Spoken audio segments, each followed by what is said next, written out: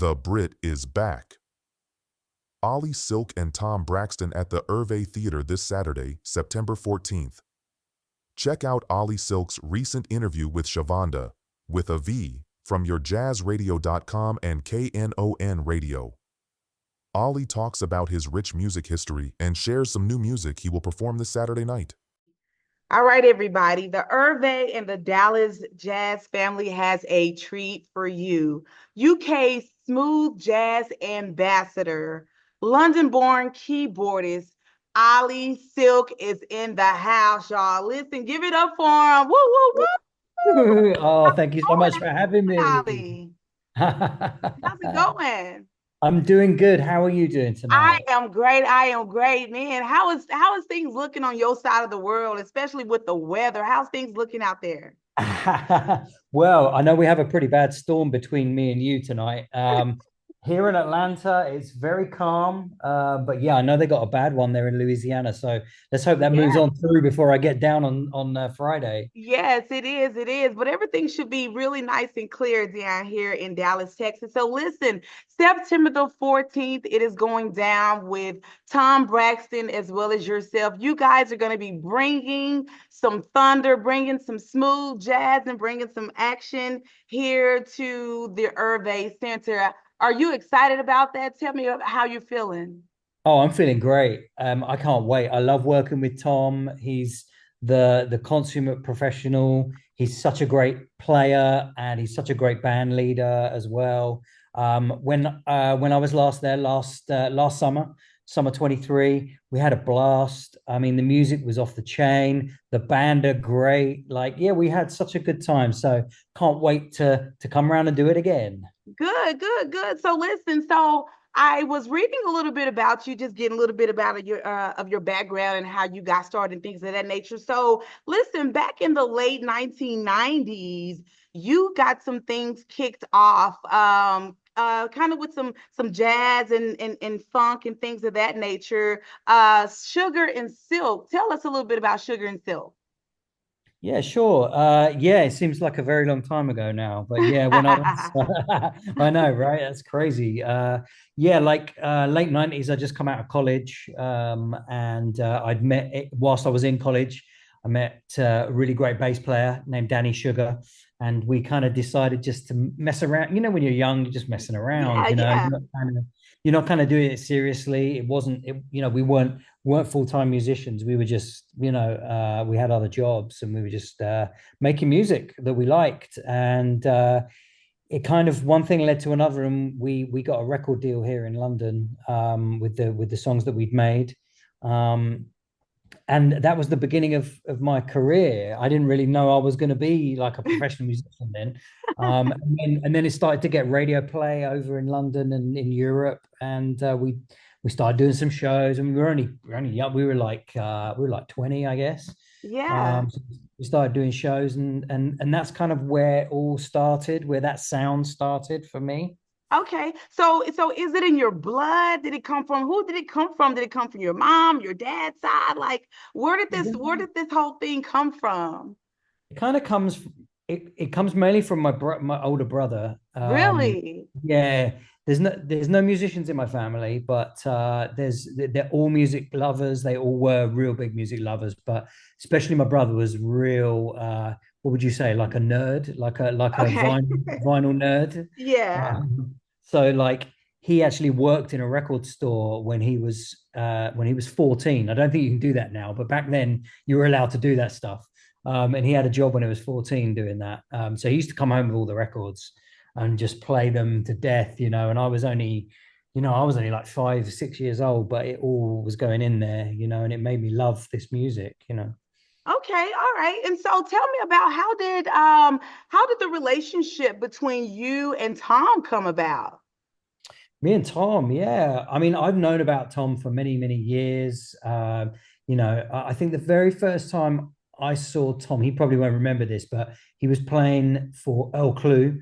And I saw him playing. Damn, I don't remember what the festival was, but I went up to him afterwards and I just said, that's just superb. El Clue is one of my favorite musicians of all time. And I said that was great. We didn't actually get to work together for quite a few years, and then Tom came over to now let me try and remember this. It was only a couple of years back. He came over to Spain, and I was doing I was musical director for a jazz festival in Spain, and he came over with another guy called Blake Aaron, another great guitar player called Blake Aaron, and him and Tom were doing this Soul Patrol show, and they wanted me to play keyboards for them, so we played together, and it was cooking, man. It was really nice. And from there on, it was like, yeah, me and Tom stayed in touch. And then when I found out about the Ervay Theater and the Dallas Jazz series, and Tom was like, you should come get involved. I was like, yeah, absolutely. And Tom and I have the same agent as well, so it worked out real well. Man, that's pretty awesome. I see that also looking down your timeline that you have 7 hit albums. Tell me a little bit about those, man, and what went off into coming up with, well, pretty much each album. Which one is your favorite album? Let me say that. Do you have a favorite? Do I have a favorite album? Wow, that's a really I love them all. It's like, have you got a favorite child? You can't. Oh, you know what? Listen, we're gonna keep that on the hush hush, because sometimes I think just a little bit off in there. Everybody has that little favorite, but you can't really say it. You know what I'm saying? Yeah, exactly. Yeah. So I love them all. They all represent different times of my life, really. Stretching back nearly 20 years now for these albums. But yeah, I would say it, but like I have a new one out, so I'm kind of digging this at the moment. And we're going to be playing a couple of new tunes at the Ervay on Saturday, so I'm really excited about this one.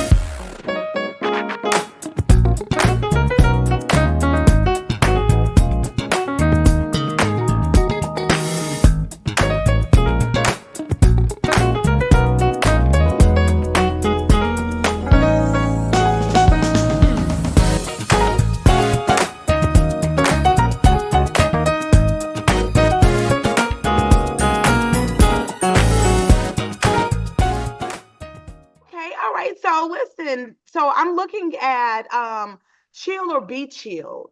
Mm-hmm. Chill or Be Chilled. When you came up with that title, what went off into that? Because I really like that concept. Listen, chill or be chilled.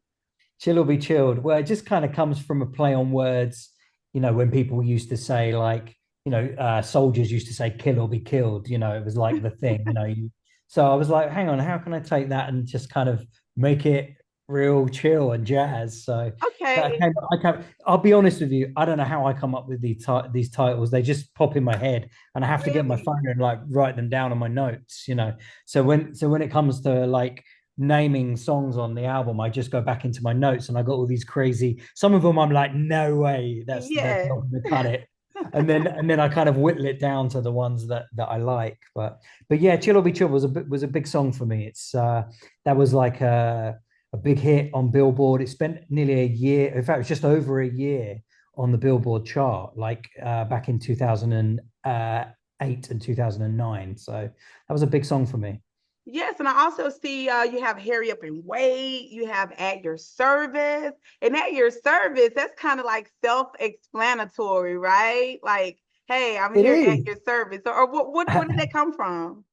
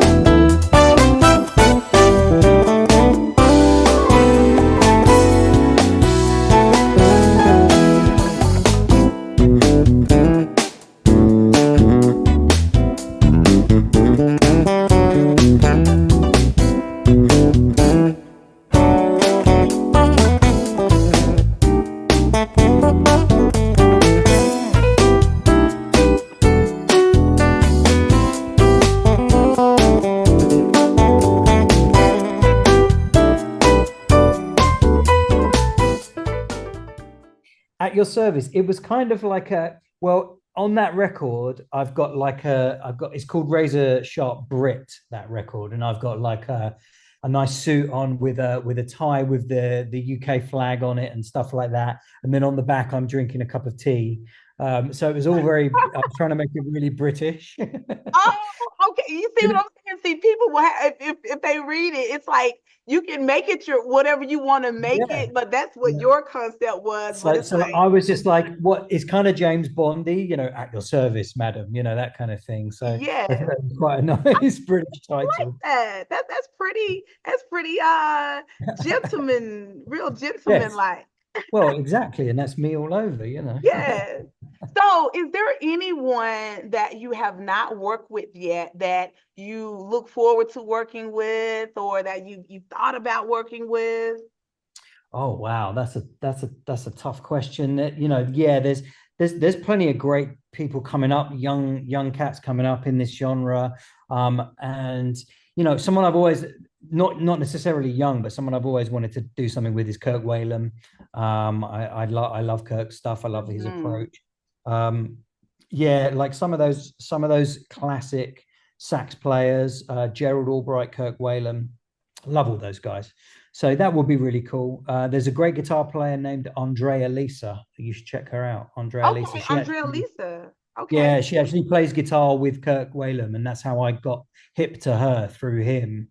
And like, she is dope. Oh man. So that's in my playlist at the moment. That's what I'm listening to. Okay, I can see that. I can see that. I could see that happening for you. I can see that happening for you. Have the juice, so I could Yeah. definitely see somebody like that wanting to work with you. Now, look, I've also read about that you've toured the country. You've toured some places, man. You've been some places. You have your passport stamped. I do. Um, so what are the one of the most unique places that you performed at, and how did it impact you? Oh yeah, let me think. Over the years, probably I've been to Africa a couple of times, and that was definitely like nothing I would ever have expected. I played in Mozambique, I played in South Africa, and I also played in Ghana in West Africa. And yeah, I'm so glad I got to do that. Like I would never have gone to those places if it wasn't for music. And I met so many great musicians, African musicians, like Really? they do their thing, it's different to us. And that was just really nice. They approach their instruments differently. So that was a real great experience. All three times I went there. And also going to the Middle East, going to Dubai, spending time Mm, there. Big festival. We used to do it really? every year. Big jazz festival, and that was amazing because the production was huge. It was like Sure it was. you had like two stages. You had the jazz stage, which had like you'd often get like 4 or 5 thousand people, and then they had a big stage which was like 20,000 people, which is Hmm. crazy.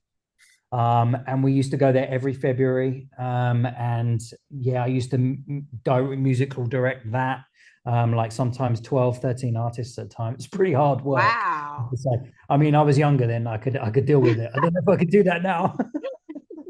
Yeah, you've calmed things down a little bit since then. But you know what? That's the great thing about jazz is that it's so diverse. It can go anywhere all over the world. And it's just so accepted and loved. It can go over any audience, even young people. It can just cross over any audience. That's what I love about jazz. So you've been composing music for some top people like Oprah, MTV. And tell us a little bit about these smartphone and gaming apps that you've gotten off into with composing music. How did you get off into that?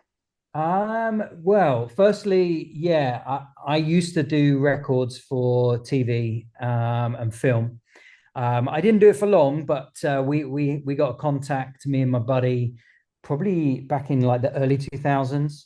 So we were making incidental music for anything, but few of the tracks really took off. And as I said, like one of our songs used to get played on Oprah Winfrey like every week, um, MTV every week.